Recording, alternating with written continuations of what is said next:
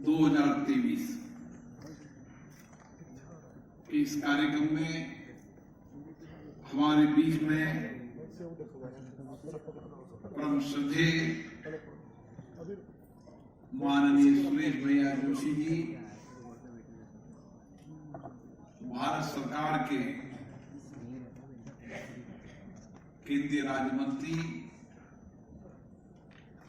आदरणीय डॉक्टर जितेंद्र सिंह जी, संत ईश्वर समिति के अध्यक्ष माननीय कपिल खन्ना जी, यहाँ विराजे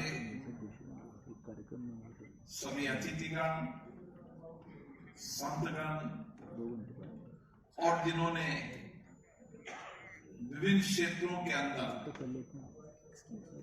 अलग अलग क्षेत्रों के अंदर अपनी उत्कृष्टता,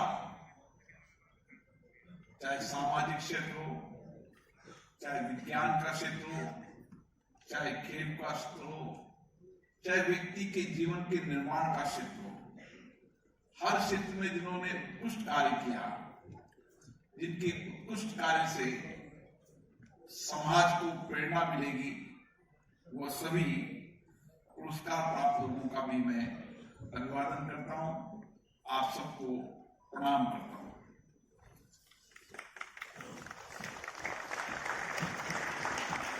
मुझे बहुत प्रसन्नता है कि 21 वर्षों से ये संस्था लगातार सामाजिक क्षेत्र के अंदर समाज के अभाव वंचित गरीब व्यक्तियों के जीवन के बदलाव के लिए काम करती है। इस संस्था को ये फाउंडर, जिन्होंने अपने जीवन को समाज के लिए समर्पित किया, एक लंबे समय तक जिन्होंने सामाजिक क्षेत्र में पूरे परिवार समर्पित रहा, क्योंकि ये संस्कार, ये विचार मेरे दादाजी से, दादी जी से, कपिल खन्ना जी के पिताजी से, माताजी से संस्कार मिलते हैं परिवार से, समाज से। और किस तरीके से जो परिवार समाज का निर्माण जिस संस्कारों में होता है, उसी संस्कार को आगे की पीढ़ी पहुंचाने का काम करती है। और मुझे खुशी है कि परम दादा संत राम जी खन्ना और दादी सर्वेश्वर देवी जी की पुण्यतिथि में ये फाउंडेशन की स्थापना हुई थी, और जिसका उद्देश्य था कि सामाजिक क्षेत्र में अति पिछड़े, वंचित, आदिवासी क्षेत्र में काम करने वाले लोग,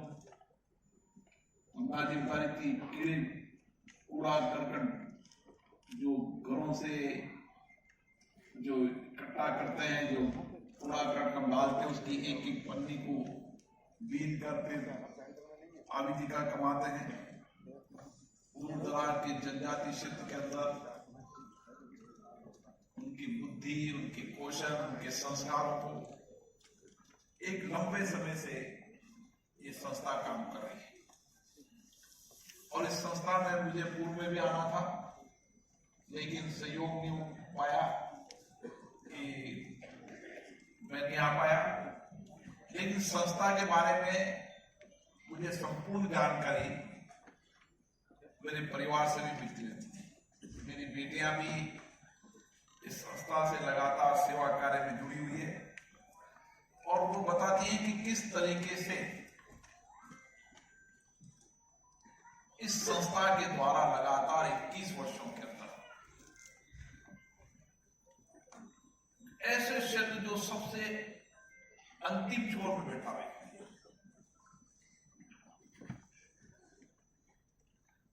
आप देखिए कि आदिवासी इलाकों के अंदर, जनजाति इलाकों के अंदर उनको शिक्षा और संस्कार देकर उनकी कुशलता और कौशलता का निर्माण कर उनको किस तरीके से समाज के समकक्ष खड़ा किया जाए, एक लंबे समय प्रयास हुआ। मुझे याद है कि पिछली बार सेवा भारती के माध्यम से उन गरीब कच्ची बस्ती में रहने वाली छोटी छोटी बच्चियों को किस तरीके से संस्था ने उनकी आजीविका के आधार पर वह आर्थिक रूप से सक्षम हो सके। दिया बनाना, दिया के साथ राखी बनाना, होली हो, दिवाली हो, राखी हो, गोबर से दिया बनाना, ऐसे बहुत सारे काम उनकी शिक्षा के साथ साथ उनकी कौशल कुशलता को समाज में आर्थिक रूप से सक्षम हो सके, इसके लिए एक लंबे प्रयास काम किए। और मुझे याद है कि ये पूरी टीम जाती थी, ढूंढती थी कि सबसे गरीब क्षेत्र कौन सा है, सबसे पिछड़ा क्षेत्र कौन सा है, और गरीब पिछड़े क्षेत्र में जाकर ही उनके जीवन को बदलने का काम। और हमारे समाज में, हमारे सामाजिक जीवन के अंदर जितनी भी संस्थाएं, बहुत सारी संस्थाओं का आज पुरस्कार करेंगे जिनकी अलग अलग विशेषताएं, कोई शिक्षा में काम करे, कोई जनजाति में काम कर रहे हैं, कोई धनुर्विद्या के अंदर वैज्ञानिक के रूप में इसरो संस्था ने भारत का गौरव विश्व में बढ़ाया। चंद्रयान 3 की जब सॉफ्ट लैंडिंग हुई, पूरा सामूहिक प्रयासों से, और सामूहिक प्रयास केवल सरकार के भरोसे छोड़ दें कि सब कुछ सरकार ही करेगी, ये संभव नहीं हो सकता।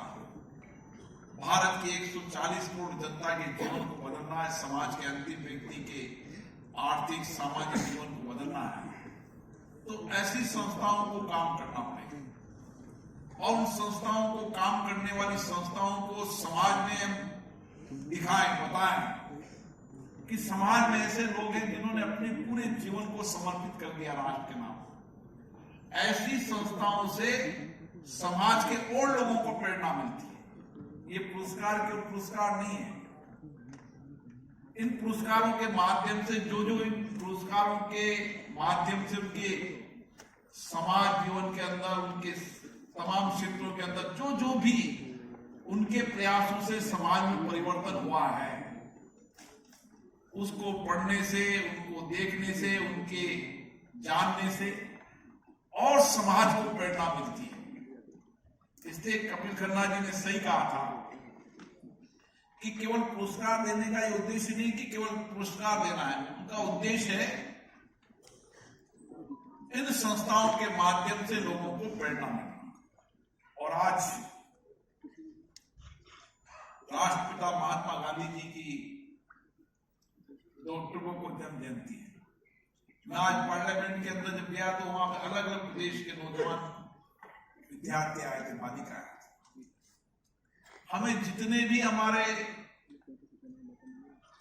चाहे आजादी के पहले, आजादी के बाद, समाज के अलग अलग क्षेत्रों के अंदर, आध्यात्मिक, धर्म, संस्कृति क्षेत्र के अंदर, सामाजिक जीवन क्षेत्र में, राजनीतिक क्षेत्र के अंदर, उन सबकी जीवन को, दर्शन को समझने का जब हमें अवसर मिलता है तो समाज में नई प्रेरणा मिलती है। महात्मा गांधी जी के जीवन दर्शन को हम समझें तो किस तरीके से उन्होंने उस समय आजादी की लड़ाई की नई दिशा दी थी। देश के अंदर सोच नहीं सकते थे सत्य, अहिंसा से। समाज जीवन के अंदर जहां भी अभाव देखे, जहां भी वंचित देखे, गरीब व्यक्ति देखे, उनके जीवन को बदलने के लिए जिस समर्पित सेवा भाव से काम कर रही हैं, निश्चित रूप से इससे समाज को और प्रेरणा मिलेगी और व्यक्ति, संगठन ऐसी संस्थाओं से प्रेरणा लेकर आगे बढ़ेंगे।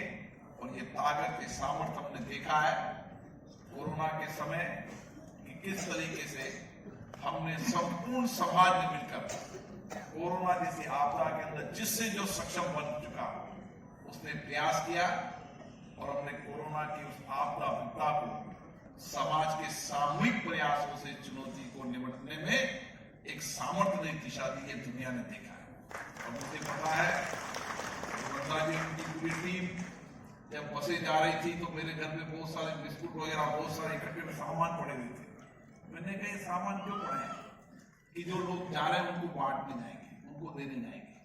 छोटे छोटे नौजवानों के अंदर आज मैं बदलते परिपक्ष को देख रहा हूं कि नौजवान पीढ़ी के अंदर सामाजिक काम करने के लिए, आध्यात्मिक धर्म संस्कृति दिशा में काम करने के लिए सामाजिक और आर्थिक बदलाव आ रहा है। ये संस्था पर्यावरण संरक्षण, मृदा संरक्षण, जल संरक्षण और जलवायु परिवर्तन के दुष्प्रभाव से बचाने का महत्वपूर्ण कार्य कर रही है। संत ईश्वर सेवा सम्मान जाता है दशरथ जी पर महला, दादर नगर हवेली एवं दमन दीव। करतल ध्वनि से केंद्र शासित प्रदेश दादर नगर हवेली एवं दमन दीव संत ईश्वर सेवा सम्मान आदिवासी जनजातीय बच्चों के बौद्धिक, शारीरिक, मानसिक, शैक्षणिक और आर्थिक स्तर को सुधारने के लिए देशज प्रतिष्ठान द्वारा संचालित वसुंधरा विद्यापीठ आश्रम विगत कई वर्षों से कार्य कर रहा है। बच्चों के चहुमुखी विकास के लिए संकल्पित इस संस्थान के छात्र शैक्षणिक क्षेत्र व खेल कूद में अपनी योग्यता का परिचय दे रहे हैं। शिक्षा और खेल के क्षेत्र में उपलब्धियों से जनजातीय समाज में जागरूकता आ रही है तथा जनजातीय समाज उनकी कार्यशैली से प्रभावित होकर इस संस्था से बड़ी संख्या में जुड़े। अगला मेरा सौभाग्य के काफी वर्षों से मैं व्यक्तिगत तौर पर बड़े करीब से, बड़े समीप से इस ट्रस्ट के साथ, इस संस्थान के साथ, संत ईश्वर ट्रस्ट के साथ जुड़े रहने का मुझे अवसर रहा और इनकी कार्यशैली, इनकी कार्य पद्धति को बहुत करीब से देखने का भी मौका रहा और उसका अध्ययन करके उससे बहुत कुछ सीखने का भी अवसर रहा। और ये बात मात्र मैं इसलिए नहीं कह रहा कि इनके साथ हमारा व्यक्तिगत जुड़ाव भी है, बल्कि आज के युग में तो तर्क आधारित बात करने का रिवाज है। मुझे लगता है कि संस्कारों को किस प्रकार आधुनिकता से जोड़ करके एक मिश्रण तैयार करके एक मॉडल जो दिया है वो कपिल खन्ना जी के देख रेख में इस ट्रस्ट ने दिया है।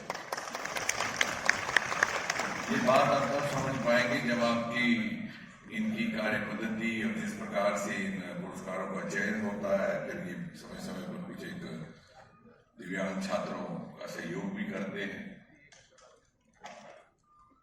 वो इतने वैज्ञानिक ढंग से होता है कि मुझे कभी कभी लगता है कि वो अनुसरणीय है बाकी संस्थाओं के लिए भी। अब जैसे भी आपसे कहा जा रहा था कि ये पुरस्कार कभी कभी कुछ एक ऐसे समाज के हमारे मित्रों को दिए जाते हैं जिनके बारे में बहुत ज्यादा जानकारी नहीं रहती और वो स्वयं पुरस्कार के लिए इसलिए अपेक्षित नहीं रहते क्योंकि उन्हें ना उनके पास ये समय होता है, ना उस प्रकार की उनकी सोच होती है। लेकिन जब संत संवेश्वर ईश्वर सम्मान उनको प्राप्त होता है तो आप केवल उनको सम्मान नहीं दे रहे, ना ही आप केवल अपना चित्र खिंचवा रहे हैं, आप समाज की बहुत बड़ी सेवा कर रहे हैं। खोज करके ऐसी विकृतियों को सामने ला करके प्रस्तुत करने में कि हमारे समाज में ऐसे लोग भी जिंदा हैं, तभी ये समाज चल रहा है।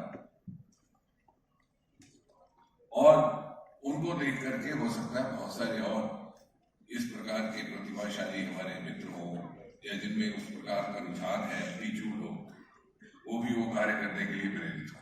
तो कितनी बड़ी सेवा का कार्य है ये, जो इस ट्रस्ट की ओर से होता है।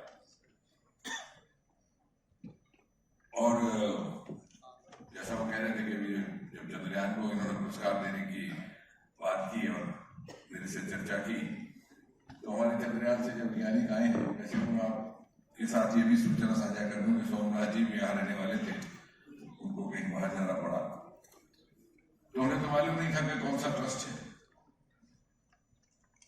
और बहुत ज्यादा उनके पास समय भी नहीं है कि पुरस्कारों को लेने के लिए आते जाते रहे। लेकिन आपने ये पुरस्कार देकर के ये पुनः स्थापित किया कि भारत ने चंद्रयान के माध्यम से विश्व स्तर पर जो एक प्रभुसत्ता कमाई है, उसका बोलबाला, उसका गुणगान घर घर में हो, परिवार परिवार में हो, और ये समझ में आए कि इसका अर्थ क्या है। ये कोई मामूली बात नहीं है। ये साधारण लोग आपके सामने आए हैं, आप अनुमान लगाइए हमारी अंतरिक्ष की यात्रा कब शुरू हुई थी? 1960 के दशक में, उस समय जब रूस और अमेरिका चांद की धरती पर मानव उतारने की तैयारी कर रहे थे, तो हम तो लोग गीत गाते थे चंदा मामा। लेकिन जिस दिन चंद्रयान की सफलतापूर्वक लैंडिंग हुई, तो मैंने ये कहा था कि अमेरिका ने अपना मानव तो वहां उतारा, उसने वहां टेलीपोशी भी की, उसकी एक फिल्म भी बनी, लेकिन वहां पर वो जल, ये पानी होने की उपस्थिति नहीं दिख सका। ये हमारा चंद्रयान है जो उसका चित्र लिखा। मैं बहुत प्राचीन समय की बात नहीं करूंगा, लेकिन बीच का एक कालखंड ऐसा था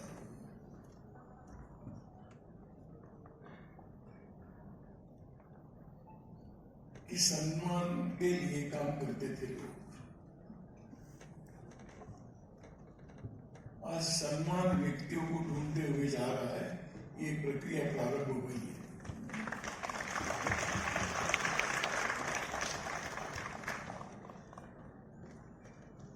जिस प्रकार से अपने भारत में एक प्रक्रिया प्रारंभ हुई गत कुछ वर्षों में, पद्मश्री है, पद्म भूषण है, पद्म विभूषण है, भारत रत्न है। पहले मांग करने वालों को दिया जाता था, अब ढूंढ कर पकड़ कर ला कर देना है। ये तो एक परिवर्तन भारत के अंदर हम देख रहे हैं। यहाँ पर जितने भी हम लोगों ने सम्मानित किए हैं, इनके मन में कोई भावना नहीं थी कि मुझे कोई ईश्वर पुरस्कार मिले।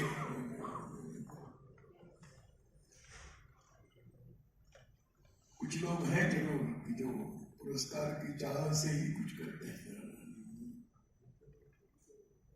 उन्हें पुरस्कार प्राप्त करने के लिए बहुत कुछ पापड़ बेलने पड़ते हैं। ये तो लोग ऐसे नहीं, क्योंकि भारत की कई विषयों की ओर देखने की अपनी दृष्टि है। इसलिए प्रसन्नता इस बात की है कि उन विकृतियों में धीरे धीरे परिवर्तन आ रहा है जो बीच के कालखंड में आई थी। प्राचीन काल में इसमें प्राचीन ग्रंथों में सेवा को धर्म के रूप में माना गया है। सेवा ही परमो धर्म, केवल धर्म नहीं कहा तो परम धर्म कहा है। तो जो धर्म के रूप में जब काम कोई होता है तो वो पुण्य की फलों की आकांक्षा के अनुसार नहीं होता। तो भगवान कृष्ण ने जो गीता में कहा है, कर्मण्येवाधिकारस्ते मा फलेषु कदाचन, इस भाव से फल के अपने मुझे कुछ मिले इसकी अपेक्षा न करते हुए कर्म करना है। ऐसे कर्म योगी हैं।